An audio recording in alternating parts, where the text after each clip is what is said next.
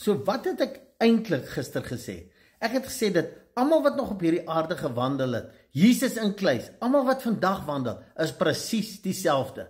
Almal het 'n liggaam, almal het 'n siel, denke, emosies, wil, intellek, en dit is die beheersentrum van die mens. Dit is waar gedagtes gebeur, dis waar keuses gemaak word, dis waar goed aanvaar word of verwerp word en toegelaat word. En dan het ons 'n gees, dit is die skepper, die bron, onvoorwaardelike liefde is in ons, dis the Christ within, né? Maar hy is ondergeskik aan die siel.